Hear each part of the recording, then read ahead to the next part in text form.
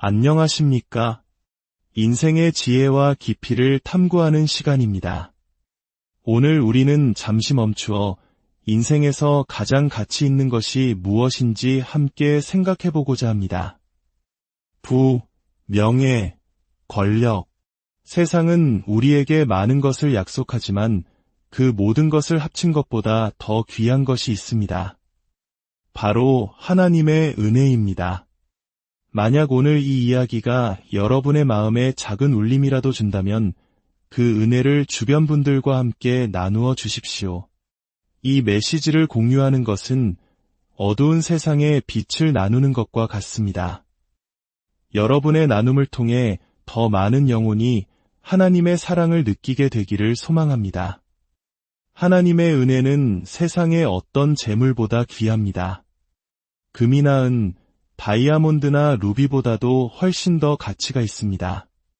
하나님의 은혜는 천국의 문을 여는 황금 열쇠와도 같습니다. 성경에 등장하여 하나님께 쓰임받은 모든 인물들의 삶을 자세히 들여다보면 공통된 구절을 발견하게 됩니다. 그가 하나님의 눈앞에서 은혜를 입었더라. 혹은 주께서 그와 함께 하심으로 라는 말씀입니다. 잠언 3장 3절은 이렇게 말합니다. 인자와 진리가 내게서 떠나지 말게 하고 그것을 내 목에 매며 내 마음판에 새기라 그리하면 내가 하나님과 사람 앞에서 은총과 귀중히 여김을 받으리라. 구약의 인물 요셉이 바로 그 은혜를 받은 사람이었습니다. 하나님은 언제나 그와 함께 하셨습니다. 요셉의 파란만장한 인생 이야기를 읽어보면 그가 겪는 모든 비극적인 순간마다 어김없이 등장하는 문장이 있습니다. 그러나 하나님께서 그와 함께 하셨다. 이 한 문장이 요셉의 모든 역경을 역전시키는 힘이었습니다. 하나님의 은혜는 산을 옮기고 당신의 운명을 빚어내는 강력하고 초자연적인 힘입니다. 하나님의 은혜를 입은 사람이 방에 들어설 때 악한 영들조차 두려움에 떱니다. 이것은 결코 과장이 아닙니다. 오래전 제가 아내와 함께 뉴올리언스의 한 호텔에 체크인하던 때의 일입니다. 접수 데스크로 다가가는데 아름다운 한 여인이 제 오른쪽으로 다가와 저를 보더니 소리를 지르기 시작했습니다. 당신이 왜 여기에 있는 거야? 왜 여기에 왔냐고. 그녀는 정말이지 비명을 지르고 있었습니다. 제 아내는 영문을 모른 채 그 여인을 보며 제게 물었습니다. 여보, 저 사람이 누구예요? 저는 아내를 보며 말했습니다. 여보, 저 여자에게는 악한 영이 들려 있어. 당신이 체크인하는 동안 내가 저 영을 쫓아내겠소. 제가 그 여인을 향해 손을 들자 그녀는 마치 머리에 불이라도 붙은 것처럼 비명을 지르며 호텔 밖으로 뛰쳐나갔습니다. 순식간에 호텔의 모든 보안 요원들이 저희 주위로 몰려들었습니다. 보안 책임자가 제게 물었습니다. 저 여인이 누군지 아십니까? 저는 모른다고 대답했습니다. 그러자 그가 말했습니다. 저 여자는 마녀입니다. 뉴올리언스의 묘지에서 오컬트 집단을 이끌며 생활하고 자정이 되면 죽은 자들과 대화하기 위해 기도를 올리는 사람입니다. 저는 그에게 말했습니다. 그렇군요. 저 여자는 저를 모르지만 그녀 안에 있는 악한 영은 저를 알아본 것입니다. 그렇습니다. 당신이 하나님의 은혜를 입었을 때 사탄은 당신이 누구인지 정확히 압니다. 하지만 이것 하나만은 분명히 기억하십시오. 예수 그리스도의 권능은 어둠의 왕자가 가진 그 어떤 힘보다 항상 그리고 영원히 더 강력합니다. 지금 이 순간 삶의 어려운 문제로 고통받고 계신 분이 있습니까? 혹은 전 세계에서 이 방송을 듣고 계신 분들 중 당신을 무너뜨리려 하는 원수들의 음모에 시달리는 분이 계십니까? 그들이 당신의 사업을, 당신의 미래를 향한 희망과 꿈을, 당신의 명성을 파괴하려고 합니까? 그 모든 사람, 그 모든 상황을 전능하신 하나님께 온전히 맡기십시오. 그들을 하나님의 공의로운 심판에 내어드리십시오. 그리하면 하나님께서 그들을 당신의 삶에서 제거하실 것이며 당신은 다시는 그들을 보지 않게 될 것입니다. 하나님의 은혜는 요셉을 단 하루 만에 감옥에서 궁전으로 이끌었습니다. 그는 이집트에서 두 번째로 강력한 인물이 되어 이스라엘 민족을 구원하는 위대한 기적의 통로가 되었습니다. 우리 주 예수님께서는 하나님과 사람에게 더욱 사랑스러워 가셨습니다. 예수님은 병든 자를 고치셨고 악한 영들을 내쫓으셨습니다. 참고로 그분의 공생의 사역 중 4분의 1이 악한 영을 쫓아내는 일이었습니다. 그분은 물 위를 걸으셨고 물을 포도주로 바꾸셨으며 죽음에서 부활하셨습니다. 그리고 머지않아 만왕의 왕이요 만주의 주로서 이 땅에 다시 오실 것입니다. 사랑하는 성도 여러분, 준비하십시오. 우리는 곧 이 땅을 떠나 공중에서 주님을 맞이하게 될 것입니다. 하나님의 은혜는 바로 당신의 것입니다. 그렇게 생각하고, 그렇게 말하고, 그렇게 살아가십시오. 우리 하나님은 경외로우신 분이십니다. 그분은 형제보다 더 가까운 친구이시며 우리의 구원자이시고 성도들의 영원한 챔피언이십니다. 승리를 주시는 분은 오직 하나님 한 분뿐입니다. 하나님을 믿으십시오. 그분은 결코 당신을 실망시키지 않으실 것입니다. 너무나 많은 그리스도인들이 소심함 속에 살아갑니다. 자신감이 부족하고 내일을 두려워하며 마주할 상황에 대해 불안해합니다. 이제 그만하십시오. 지금 당장 멈추십시오. 세상의 부정적인 소식들을 들을 때 당신이 만왕의 왕의 자녀이며 천국의 왕족의 피가 당신의 혈관에 흐르고 있음을 기억하십시오. 전능하신 그리스도께서 이미 당신의 원수들을 포위하셨고 그들은 완전히 무력화될 것입니다. 왜냐고요? 당신은 축복받았고 지극히 사랑받는 존재이기 때문입니다. 당신은 살아계신 하나님의 아들이요, 딸입니다. 할렐루야. 이제 이 말씀을 잘 들어보십시오. 당신이 은혜를 입었다고 느끼지 않아도 당신은 여전히 은혜를 입은 사람입니다. 감정은 중요하지 않습니다.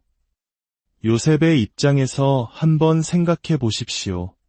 그의 형제들이 그의 화려한 채색 옷을 벗기고 피를 묻혀 아버지에게 그가 죽었다고 거짓말했을 때 요셉은 결코 자신이 은혜 받았다고 느끼지 못했을 것입니다. 하지만 하나님은 그와 함께 하셨습니다. 깊고 어두운 구덩이 속에서 형제들에게 자비를 구걸할 때 형제들은 그의 비극을 비웃었지만 하나님은 그와 함께 하셨습니다. 남루한 낙타 등에 실려 이집트로 팔려가는 노예의 신세가 되었을 때 그의 모습은 전혀 은혜 받은 자 같지 않았지만 그는 지극히 사랑받는 자였습니다. 보디발의 아내가 그가 나를 겁탈하려 했다고 거짓으로 모함했을 때 그의 상황은 절망적으로 보였지만 그는 여전히 하나님의 은혜 아래 있었습니다. 하지도 않은 일로 10년 넘게 옥살이를 하면서 그는 은혜를 느끼지 못했을지도 모릅니다. 하지만 하나님은 그와 함께 하셨습니다. 그는 축복받았고 지극히 사랑받는 자였습니다. 우리 한국인들도 전쟁의 폐허 속에서 혹은 IMF와 같은 혹독한 경제 위기 속에서 희망을 보기 어려웠던 때가 있었습니다. 하지만 요셉의 이야기는 바로 그런 절망의 순간에도 하나님의 손길이 우리와 함께 하심을 보여주는 강력한 증거입니다. 형제들이 나를 던진 구덩이는 나의 운명이 아닙니다. 보디발의 집도 차가운 감옥도 나의 최종 목적지가 아닙니다. 왕의 궁전이 바로 나의 운명입니다. 하나님은 나를 구덩이에서 궁전으로 한 걸음씩 인도하고 계십니다. 당신이 겪는 모든 시련은 당신을 괴롭히기 위함이 아니라 하나님께서 당신을 위해 예비하신 더 높은 자리로 나아가기 위한 준비 과정입니다. 그리스도와 함께 다스리는 것이 바로 우리의 운명입니다. 우리는 눈부시게 흰옷을 입게 될 것이고 하나님의 나라의 왕권을 상징하는 인장 반지를 끼게 될 것입니다. 세상적인 기준으로 우리의 옷이나 차, 은행 잔고를 보지 마십시오. 세상의 눈에는 우리가 실패자처럼 보일지 몰라도 우리는 분명 만왕의 왕의 자녀입니다. 왜냐하면 우리는 축복받았고 지극히 사랑받는 자들이기 때문입니다. 하나님의 은혜는 때로 논쟁을 불러일으키기도 합니다. 다윗 왕을 보십시오. 그는 이스라엘의 왕으로 기름 부음을 받았지만 사울 왕은 10년 넘게 그를 죽이려 했습니다. 사무엘에게 왕으로 인정받았음에도 그는 사울을 피해 동굴에 숨어 살아야 했습니다. 그것이 어찌 은혜받은 자의 모습처럼 보이겠습니까? 구덩이에 빠져 있을 때, 억울한 누명을 썼을 때, 감옥에 갇혔을 때, 마음이 무너질 때, 가정이 깨어질 위기에 처했을 때, 깊은 우울감에 빠져 있을 때, 사업이 바닥을 칠 때, 하나님의 은혜는 어디에 있습니까? 오늘 제가 당신을 위한 하나님의 메시지를 전합니다. 당신의 미래를 바라보기 시작하십시오. 과거를 이기는 유일한 길은 당신의 내일에 집중하는 것입니다. 과거를 돌아보는 것을 멈추십시오. 과거는 끝났습니다. 보상과 축복이 당신을 향해 오고 있습니다. 구덩이를 보지 말고 영광의 왕을 바라보십시오. 당신의 상황을 보지 말고 구원자를 바라보십시오. 당신이 걸어온 길을 보지 말고 하나님께서 당신을 이끌고 가시는 길을 바라보십시오. 중요한 것은 당신이 무엇을 겪고 있느냐가 아니라 당신이 어디로 가고 있느냐는 것입니다. 당신이 아무것도 남지 않았다고 느낄 때 바로 그때가 하나님께서 무언가 위대한 일을 시작하시는 순간임을 믿으십시오. 당신은 전능하신 하나님, 우주의 왕, 영광의 주님께 축복받고 지극히 사랑받는 존재입니다. 고개를 들고 기뻐하십시오. 우리 왕께서 능력과 큰 영광으로 곧 오십니다. 모든 무릎이 꿇고 모든 입이 예수 그리스도를 주라 시인하게 될 것입니다. 그분은 만왕의 왕이요 만주의 주가 되실 것입니다. 세상의 중심은 더 이상 워싱턴이나 다른 어떤 도시가 아니라 예루살렘이 될 것이며 영광의 왕께서 이 말씀으로 세상을 다스리실 것입니다. 은혜는 순종의 모태에서 태어납니다. 당신을 미워하는 자들, 조롱하는 자들에게 음식을 가져다 주라는 아버지의 명령에 순종했던 요셉을 기억하십시오. 모든 순종의 행위는 하나님께서 당신에게 가져다 주실 기적까지의 거리를 단축시킵니다. 야베스의 기도가 어떻게 응답받을 수 있었을까요? 하나님께서 그의 지경을 넓혀주신 이유는 성경이 역대상 4장 9절에서 그가 그의 형제보다 귀중한 자였다고 증언하기 때문입니다. 순종은 축복과 하나님의 은혜를 가져옵니다. 예레미야 7장에서 하나님은 이스라엘에게 말씀하셨습니다. 오직 내가 이것을 그들에게 명령하여 이르기를 너희는 내 목소리를 들으라 그리하면 나는 너희 하나님이 되겠고 너희는 내 백성이 되리라. 예레미야 12장은 더 나아가 이렇게 경고합니다. 그들이 순종하지 아니하면 내가 반드시 그 나라를 뽑으리라. 이 말씀이 들리십니까? 하나님께 순종하지 않는 나라는 하나님께서 멸망시키시겠다고 말씀하십니다. 이 시대의 모든 나라들은 이 경고를 귀담아 들어야 합니다. 하나님을 떠나 우상을 숭배하고 정부를 하나님처럼 여기는 사상은 우리를 파멸로 이끌 뿐입니다. 이 세상의 해답은 정치나 이념이 아니라 오직 예수 그리스도와 하나님의 나라에 있습니다. 사람들은 종종 불평합니다. 요즘 하나님의 음성을 듣지 못했어요. 왜 그런지 아십니까? 하나님께서 마지막으로 하라고 하신 일에 당신이 순종하지 않았기 때문입니다. 하나님께서 이미 하라고 말씀하신 것에 대해 계속 기도만 하는 것은 하나님의 뜻에 대한 반역입니다. 일어나서 행하십시오. 행함이 없는 믿음은 죽은 것입니다. 하나님의 은혜는 하나님의 뜻 안에서 발견됩니다. 하나님의 뜻을 아는 것이 가장 위대한 지식이며 하나님의 뜻을 행하는 것이 가장 위대한 성취입니다. 하나님의 뜻은 항상 쉽지는 않지만 항상 옳습니다. 요한일서 5장 14절은 말합니다. 그를 향하여 우리가 가진 바 담대함이 이것이니 그의 뜻대로 무엇을 구하면 들으심이라. 하나님은 그분의 뜻에 어긋나는 일은 결코 행하지 않으십니다. 하나님의 뜻을 어떻게 알 수 있습니까?